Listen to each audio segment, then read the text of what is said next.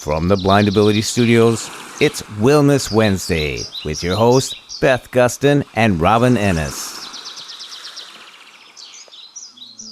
While we, I believe, are pretty darn well adjusted to living with vision loss, we still have bad days. And we still have those experiences where we wish we could see, or we'd like to throw things but we don't. But no matter how well adjusted anyone is, we're still going to have bad days. And that's okay. It's how we cope with them and how we move forward from them that matters. Realizing that it's a process and it takes time, and only living life for you and not anyone else. Oh, sorry. I was going to go in a slightly different direction, so go ahead. No, I was trying to figure out where to go. Okay. So edit this part out, Jeff. So we all need help at times, and there's no shame in asking for it. Welcome back to Wellness Wednesday. This is Beth Gustin, licensed professional counselor in Colorado, and I'm here with my fellow Coloradoan co-host, Robin Ennis, a licensed clinical social worker. We are back. Yes, we are back. Happy fall, everyone. With it being October, it's different awareness activities, right? So there's Blindness Awareness Month, there's Disability Employment Awareness Month, and then there's White Cane Day on the 15th. So we thought we would just kind of have a general discussion about blindness and what that looks like for different people. I know with me being a blind therapist myself, a lot of my caseload, I want to say maybe about 70 to 80% have visual impairment. And one thing that they said that they really enjoy with our therapeutic dynamic is that I get it, right? Is that they feel like they don't have to be able to explain themselves or start from scratch in terms of their visual impairment with a therapist.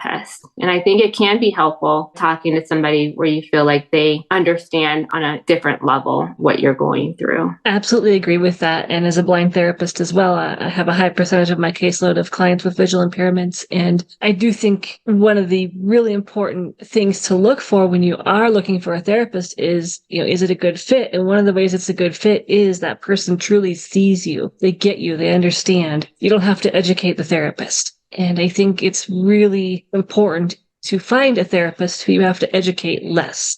Do we know everything? No. Are we going to? No. Should we? No. But I don't think it's the client's job to teach us all the time either.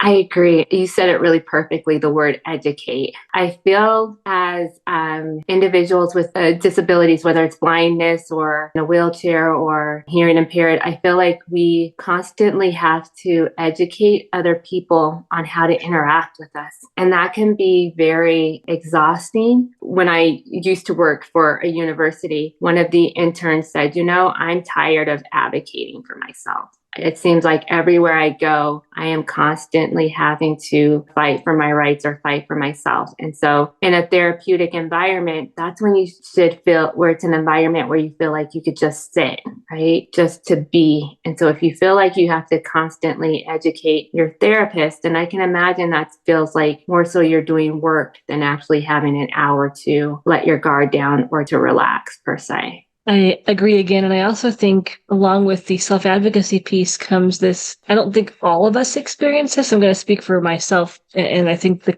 overall community at large, but I think there's also this unfortunate drive to prove ourselves, for lack of a better way to phrase this, because of that education piece and self-advocacy piece and people not really often ever meeting a totally blind person, in my case, or a person with visual impairment. And we have to kind of quote unquote prove that we are just like everybody else. Yeah, as you were talking, Beth, my mind was going in all different directions because that's very true. And I know you and I talked about this briefly, I think it was sometime last year in a podcast about the different organizations that we worked for and being the only blind individual. And so for me, that created a lot of pressure, right? Because I felt like, okay, they're going to look at me as being the representative of blind people. So if I feel like I am messing up in an area, they're going to think all blind people can't do that. And that led me down a rabbit hole where I created a lot of unrealistic pressure for myself. I felt like I needed to be perfect and I couldn't make mistakes. And that's a recipe for disaster. For anybody, a word of advice is that even if you are the only, whatever it may be, the only female in the room, the only blind individual in the room, try not to create those unrealistic expectations for yourself because you are only you. And I know it's harder it's easier said than done, but trying not to think that you have to represent a whole entire group. You don't, because the only person you really have to prove anything to is yourself. And it took me a long time to really be comfortable with that. And I still encounter the pressure to prove. And I also think if we hold ourselves accountable and we create the standards with which we need to meet expectations within ourselves, it takes a lot of pressure off because we are the only person that we have to prove. Right. What's that quote? It's better to be a first-rate version of yourself than a second-rate version of somebody else. Exactly. I also want to highlight, going back to the exhaustion piece, I think that exhaustion is very real, and I think we have to really figure out which battles do we want to fight when it comes to living our lives the way that we would like to live them. I agree there's a way to do just about everything, for the most part, with vision loss, and I want to highlight that in Blindness Awareness Month, deciding where to put your energy and what you want to learn how to do or learn how to do differently is exhausting. And we kind of have to pick and choose what skills we want to learn if we're newly visually impaired, or which hobbies do we want to try to find a different way to adapt so we can keep doing them, and different things like that. And I think it's just important to acknowledge and validate that exhaustion piece that goes along with living with a visual impairment. Yeah, I agree. And whatever you decide, making sure that you do it for you, because if you feel like you're doing it for somebody else, that can be even more draining. Yeah, figuring out, okay, well, I want to learn how to become a better baker or a better cooker. I want to learn technology better, whatever it may be, to enhance your life, because you're the one who has to face your decisions, whatever you decide. Nobody else has to do that. One thing with exhaustion is that it can be a process. I feel like people with disabilities is that we're constantly have to thinking things through versus getting up and having that automatic response and doing it. The process itself can be exhausting. So that's why it can be worthwhile making sure that it's something that engages you and is worthwhile for you. Something else I wanted to highlight when it comes to this topic is, because I specialize in grief and loss, I work with a lot of clients who are working on that adjustment piece to vision loss. And I'm a firm believer, I know this is a little bit different belief, but I believe we have to give that grief an outlet before we can learn how to adapt to living with the vision loss. Because I think sometimes if we don't feel, we have a hard time dedicating energy to learning technology, for example. And so one thing I talk about with my clients is if you have a vision loss diagnosis that is progressive, you're going to have anticipatory grief because your vision's going to get worse over time. And so you grieve the initial loss and you grieve the anticipatory loss when you will lose more sight. And this grief is also disenfranchised because it's a loss that many people do not and cannot relate to. And we're going to re-grieve this loss throughout our life because as we encounter experiences in life where we used to be able to see and no longer can, or if you're totally blind and have been since birth, like in my case, you still re-grieve, like for example, when your friends get driver's licenses when they're 16, those are all very normal, valid types of grief. And I think it's important to acknowledge those and to move with those so that you can get to a place of being able to adapt and live a healthy, happy, full life with vision loss. I agree with you again. And so that is a part of the therapy that I do with my clients is adjusting and coping. And we definitely talk about the cycle of grief and how it can be a lifelong journey. And it's interesting because some people don't associate grief with eyesight or life transition, but it can be very much present. I find it helpful for myself knowing what stage of grief I may be cycling in and out of because it helps normalize my feelings and it helps me understand better and helps me be the observer and step outside of myself. So I definitely try to do that with my clients as well. A part of the grief process is that shocking, aspect of it. Why is this happening to me? Life is not fair. Or the part, and this can be with any type of disability, the part of grieving what could have been, because there are some conditions that are physically limiting where the person may not be able to carry out their potential goals that they thought that they could. And so it's grieving their future self and trying to encompass and grasp with who they are now versus who they thought that they were going to be in the future. Absolutely. There's a lot of what I call secondary losses that we grieve, which is what you're alluding to, Robin, I think, with you, Dad. The grief of future self, the grief of the goals you thought you would be able to attain and no longer are not able to, or losing employment because you can't do your job anymore because your job was very visually oriented. Those things are huge and need to be grieved as well. And I personally don't like the stages of grief models. I like one called the dual process model, which I'm going to simplify this a lot, but it basically states that we oscillate back and forth between orienting ourselves to the loss and restoring ourselves to the new life and the new person that we are becoming as a result of the loss.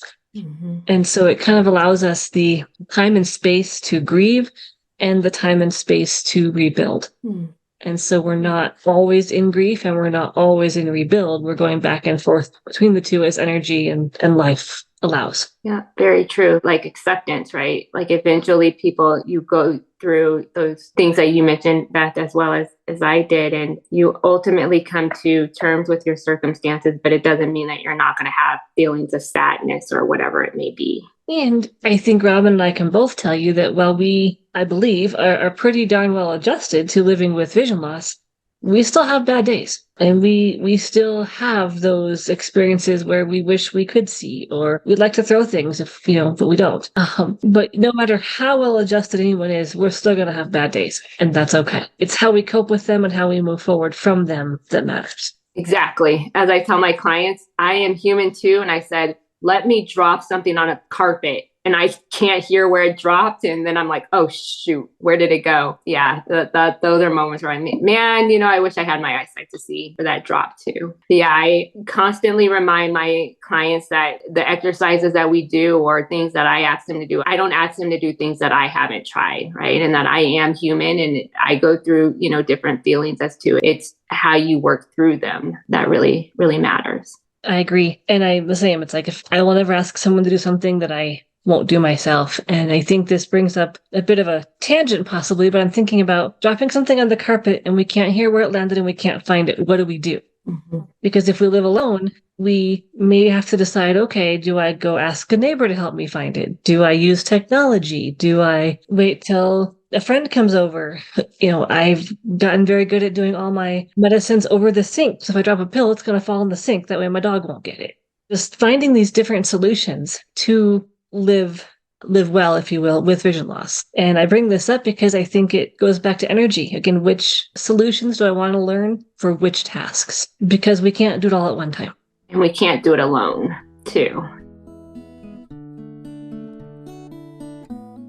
I think independence is very important, right? But we also, too, live in an interdependent society. So everybody at some point needs help, and it's okay to ask for help, and then setting that pride aside. And I know that can be a difficult thing too. So if you drop something on the carpet and you feel like you can't find it, you do have resources like Beth mentioned. Okay, do I use an app? Do I ask a family member? Do I ask a neighbor? Whatever it may be, going through your resources, but realizing that it's okay to ask another person if you need to. Because I know that can cause anxiety and depression amongst individuals, feeling like they, again, like we talked about before, living up to an unrealistic expectation of feeling like you have to do everything perfectly or do everything on your own. Absolutely. And I'm glad you brought this up, because one of the biggest things I encounter with a lot of my clients is I'm not good at asking for help. I never had to ask for help. I'm independent. I don't want to burden somebody. There's lots of reasons why we don't ask for help. And I learned this from someone a long time ago, and I've never forgotten it. And it basically is, by giving ourselves the ability to choose how we do a task, that is independence. So the fact that we have choices and we choose which way to solve it is us being independent. And so asking for help, in my mind, is just another way of being independent in a sense, because we can choose to ask for help or not. And it's okay to ask for help till we can learn how to do something on our own. Then we don't have to ask for help anymore. But I think about, okay, if you cut yourself, needed stitches, I would hope that you'd go get help. And I don't think of vision loss any differently. We all need help at times. And there's no shame in asking for it. I like that, Beth. I was nodding my head because I'm like, ooh, I like that. The fact that just asking for help in itself is you being independent because you're making that decision yourself. I like that. That's a good way to look at it.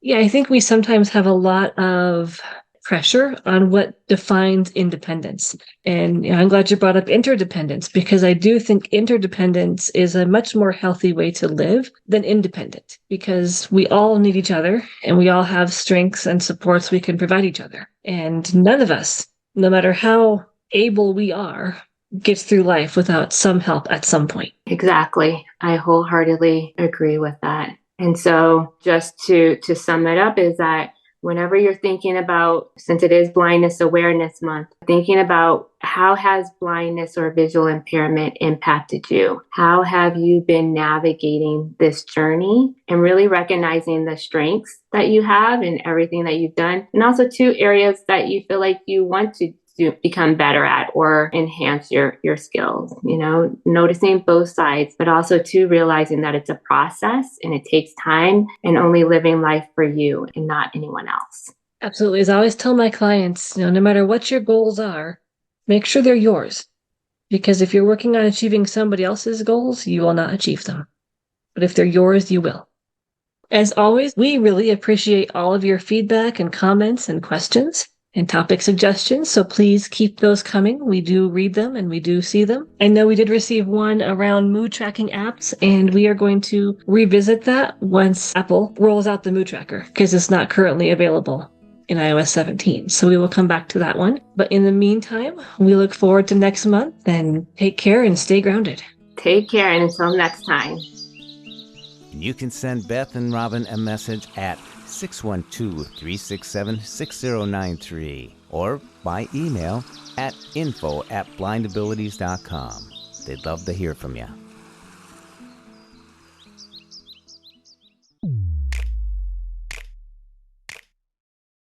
When we share what we see through each other's eyes, we can then begin to bridge the gap between the limited expectations and the reality of blind abilities. And the realities of blind abilities.